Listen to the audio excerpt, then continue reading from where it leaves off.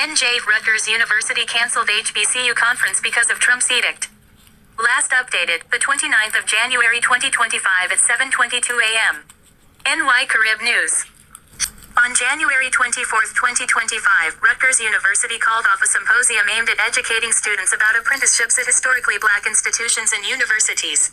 According to the Rutgers Center for Minority Serving Institutions, it was requested to stop all the work it was doing under the U.S. Department of Labor-funded Diversity, Equity, Inclusion, and Accessibility Hub at Jobs for the Future. According to a university spokeswoman, recent acts by President Donald Trump during his first week in office had a direct impact on the decision. In response to the ruling, the American Civil Liberties Union ACLU wrote on its website, President Trump's administration enacted 3 executive orders targeting diversity, equity, inclusion, and accessibility DEA initiatives that take a shock and awe approach that upends long-standing bipartisan federal policy meant to open doors that had been unfairly closed. According to the ACLU, during his first days in office, the president used civil rights laws, which prohibit discrimination and guarantee that everyone has an equal opportunity to compete for a job, a promotion, or an education, as a weapon. Jersey City Mayor Steve Fulop and Newark Mayor Ross Baraka both criticized the university's decision on X, previously Twitter.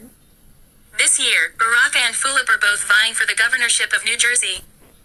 According to a statement sent to Rutgers University students, the executive orders that instructed federal agencies to terminate federal contracts and grants related to diversity, equity, and inclusion DEI prevented most panelists from Jobs for the Future from participating in the virtual conference, which was set for January 30th. The U.S. Department of Education's Intergovernmental Relations Coordinator, Tammy Ferguson, was anticipated to be a panelist at the event. The Center for Minority Serving Institutions at Rutgers University pledged to keep interacting with students through other initiatives. Recently, the American Association of University Professors indicated on X, the original name for Twitter, the capitulation continues. These ill-conceived moves are pushing American higher education backward. We must fight back. 200-year-old HBCUs are among the biggest contributors to the development of the black middle class in our country. Adams fervently stated President Trump jeopardizing the futures of countless students. Congresswoman Alma Adams, a Democrat from North Carolina, said, "This is only the beginning of a long fight." The executive order to halt government grants and loans is what she is talking about. Within the historically black college and university community, there is a palpable fear that several important initiatives centered around equality and race would be affected. Adams, the founder and co-chair of the bicameral HBCU caucus and a ranking member of a House subcommittee on higher education, told Black Press USA that President Trump's funding restriction has been temporarily stopped by a federal judge. Adams thinks that by rescinding government efforts for MSIs, President Trump is dismantling equity in education with the stroke of a pen. His state has 11 HBCUs, the most of any state. HBCUs are among the biggest contributors to the development of the black middle class in our country. Adams fervently stated, President Trump jeopardizing the futures of countless students. The suspension is intended to serve as a review time for government grants and loans to agencies and organizations, according to the Trump White House. Historically black colleges and universities are doing well, a White House official informed this writer. However, if federal dollars are used to teach African American history and/or woke programs, the funds will be taken out of the program and/or school. Talladega College's interim president, Walter Kimbrough, exclusively told Black Press USA that the HBCU community, which has maintained widespread, nonpartisan support, was taken aback by the original news of the financial embargo. "But, how can you be an HBCU without African American history?" he said scathingly. The executive order's duration is 90 days. Declaring that there is discretionary expenditure on a contract or non-governmental entity is a review procedure. In addition, Stephen Miller, the Trump White House Deputy Chief of Staff for Policy, provided the media with an example of teaching critical race theory, which he claims would result in the loss of government funds. A politically appointed individual, who simply reviews and approves the expenditure so that we have democratic control over the operations of government, Miller underlined, adding that, this doesn't impact any programs that Americans rely on. According to Miller, the federal loans and grants will be paused.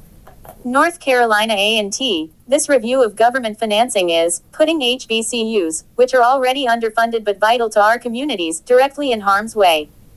We are eager to meet with the new administration to remind them of the consequential role HBCUs make to our nation, and to solicit their support and further investment, Kimbrough said in a statement requesting a meeting between President Trump and the 111 presidents of the country's historically black colleges and universities.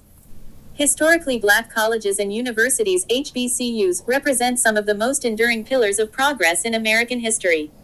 Established before 1964 to provide access to higher education for black Americans excluded from mainstream institutions, HBCUs have cultivated generations of leaders, innovators, and advocates who have shaped the cultural, political, and economic landscape of the nation.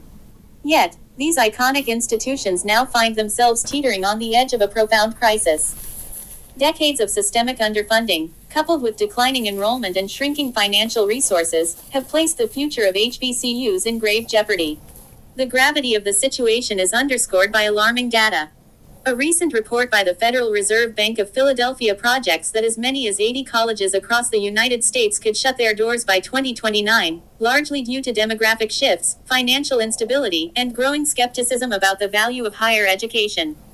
HBCUs, disproportionately impacted by these factors, are particularly vulnerable.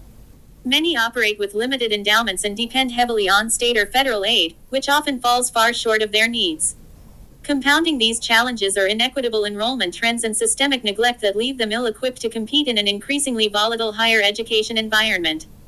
As Donald Trump's presidency is set to begin, a pivotal question emerges: will his administration prioritize the revitalization of HBCUs and address the inequities threatening their survival, or will these historic institutions continue their fight for survival without meaningful federal intervention?